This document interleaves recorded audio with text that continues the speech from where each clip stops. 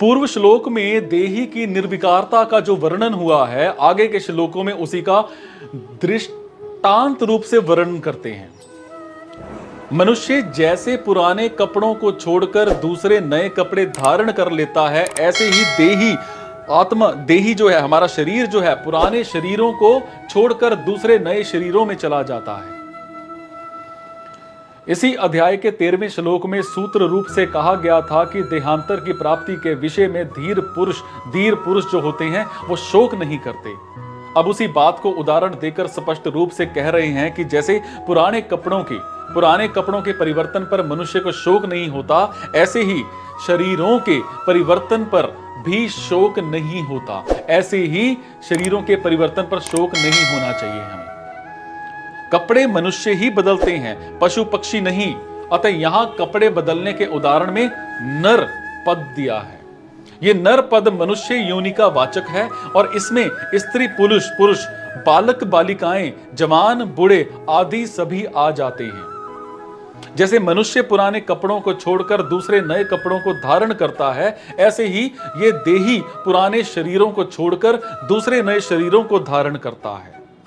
पुराना शरीर छोड़ने को मरना कह देते हैं और नया शरीर धारण करने को जन्मना कह देते हैं। जब तक प्रकृति को छोड़कर कर्मों के अनुसार या अंतकालीन चिंतन के अनुसार नए नए शरीरों को प्राप्त होता रहता है। यहां शरीराणी पद में बहुवचन देने का तात्पर्य है कि जब तक शरीरी को अपने वास्तविक स्वरूप का यथार्थ बोध नहीं होता, तब तक ये शरीरी अनंत काल तक शरीर धारण करता ही रहता है। आज तक इसने कितने शरीर धारण किए हैं, इसकी गिनती भी संभव नहीं है। इस बात को लक्ष्य में रखकर शरीराणी पद में बहुवचन का प्रयोग किया गया है और संपूर्ण जीवों का लक्ष्य कराने के लिए यहां देही पद आया है। यहां श्लोक के पूर्वार्ध में तो जीर्ण कपड़ों की बात कही है और उत्तरार्ध में जीर्ण शरीरों की। जीर्ण कपड़ों का दृष्टांत शरीरों में कैसे लागू होगा? कारण कि शरीर तो बच्चों और जवानों के भी मर जाते हैं, केवल बूढ़ों के जीर्ण शरीर मर जाते हों, यह बात तो है नहीं। इसका उत्तर यह है कि शरीर तो आयु समाप्त होने पर ही मरता है और आयु समाप्त होना ही शरीर का जीर्ण होना है। शरीर चाहे बच्चों का हो, चाहे जवानों का हो, चाहे वृद्धों का हो, आयु समाप्त होने पर वे सभी जीर्ण ही कहलाएंगे। इस श्लोक में भगवान ने यथा और तथा पद देकर कहा है कि जैसे मनुष्य पुराने कपड़ों को छोड़कर नए कपड़े धारण कर लेता है, वैसे ही ये देही पुराने शरीरों को छोड़कर नए शरीरों में चला जाता है। यहां एक शंका होती है, जैसे कुमार, युवा और वृद्ध अवस्थाएं अपने आप होती हैं, वैसे ही देहांतर की प्राप्ति अपने आप होती है। दूसरे अध्याय का 13वां श्लोक, यहां तो यथा जैसे और तथा वैसे घट जाते हैं, परंतु इस श्लोक में पुराने कपड़ों को छोड़ने में और नए कपड़े धारण करने में तो मनुष्य ही स्वतंत्रता है, उसकी स्वतंत्रता है, पर पुराने शरीरों को छोड़ने में, नए शरीर धारण करने में देही की स्वतंत्रता नहीं है।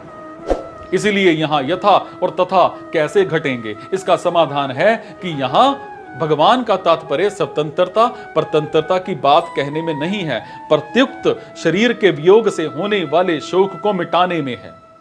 जैसे पुराने कपड़ों को छोड़कर नए कपड़े धारण करने पर भी धारण करने वाला मनुष्य वही रहता है, वैसे ही पुराने शरीरों को छोड़कर नए शरीरों में चले जाने पर भी देही ज्यों का त्यों निर्लिप्त रूप से रहता है। अतः शोक करने की कोई बात है ही नहीं। इस दृष्टि से यह दृष्टांत ठीक ही है।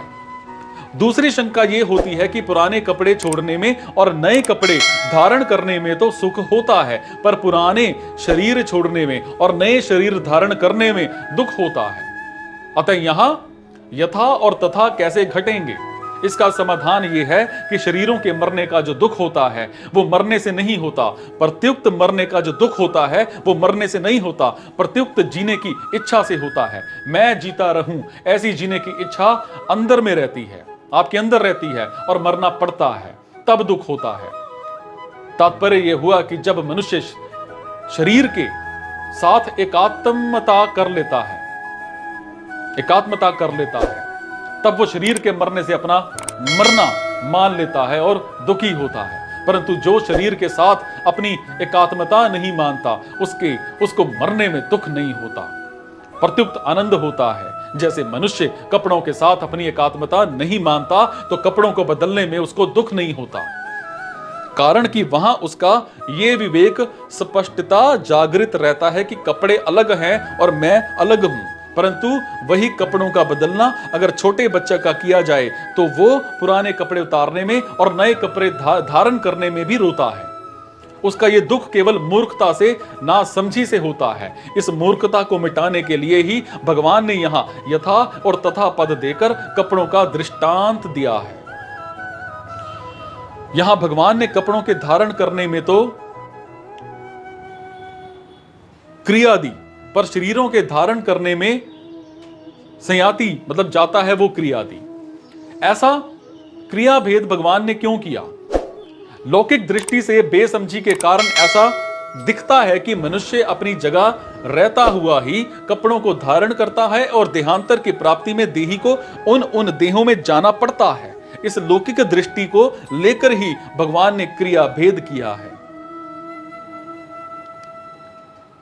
क्रिया भेद किया है। दूसरे शरीरों में जाने की बात कही गई है। अतः जो सर्वगत है, सर्वत्र व्याप्त है, उसका जाना आना कैसे? क्योंकि जो जिस देश में ना हो उस देश में चला जाए तो उसको जाना कहते हैं, और जो दूसरे देश में है वो उस देश में आ जाए तो उसको आना कहते हैं। परंतु देही के विषय में ये दोनों ही बातें नहीं घटती। इसका समाधान ये है कि जैसे किसी की बाल्यावस्था से युवावस्था हो जाती है तो वो कहता है कि मैं जवान हो गया हूं, परंतु वास्तव में वो स्वयं जवान नहीं हुआ है, प्रत्युक्त उसका शरीर जवान हुआ है। इसलिए बाल्यावस्था में जो वो था युवावस्था में भी वो वही है, परंतु शरीर से तादात्म्य में मानने के कारण वो शरीर के परिवर्तन को अपने में आरोपित कर लेता है। ऐसे ही आना जाना वास्तव में शरीर का धर्म है, पर शरीर के साथ तादात्म्य होने से वो अपने में आना जाना मान लेता है। अतः वास्तव में देही का कहीं भी आना जाना नहीं होता, केवल शरीरों के तादात्म्य के कारण उसका आना जाना प्रतीत होता है। अब ये प्रश्न होता है कि अनादिकाल से जो जन्म मरण चला आ रहा है उसमें कारण क्या है? कर्मों की दृष्टि से तो शुभ कर्मों का फल भोगने के लिए जन्म मरण होता है, ज्ञान की दृष्टि से अज्ञान के कारण जन्म मरण होता है, और भक्ति की दृष्टि से भगवान की विमुखता के कारण जन्म मरण होता है। इन तीनों में भी मुख्य कारण है कि भगवान ने जीव को जो स्वतंत्रता दी है उसका दुरुपयोग करने से ही जन्म मरण हो रहा है। अब वो जन्म मरण मिटे कैसे? मिली हुई स्वतंत्रता का सदुपयोग, मिली हुई स्वतंत्रता जो है आपको उसका सदुपयोग करने से जन्म मरण मिट जाएगा। तात्पर्य है कि अपने स्वार्थ के लिए कर्म करने से जन्म मरण हुआ है, अतः अपने स्वार्थ का त्याग करके दूसरों के हित के लिए कर्म करने से जन्म मरण मिट जाएगा। अपनी जानकारी का अनादर करने से जन्म मरण हुआ है, अतः अपनी जानकारी का आदर करने से जन्म मरण मिट जाएगा। भगवान से विमुख होने से जन्म मरण हुआ है, अतः भगवान के सम्मुख होने से जन्म मरण जो है वो मिट जाएगा। मनुष्य नई नई वस्तु चाहता है तो भगवान भी उसको नई नई वस्तु देते रहते हैं। शरीर बूढ़ा हो जाता है तो भगवान उसको नया शरीर दे देते हैं। अतः नई नई इच्छा करना ही जन्म मरण का हेतु है। नई नई इच्छा करने वालों को अनंत काल तक नई नई वस्तु मिलती ही रहती है। मनुष्य में एक इच्छा शक्ति होती है, एक प्राण शक्ति। इच्छा शक्ति के रहते हुए प्राण शक्ति नष्ट हो जाती है, तब नया जन्म होता है। अगर इच्छा शक्ति ना रहे तो प्राण शक्ति नष्ट होने पर भी पुनः जन्म नहीं होता।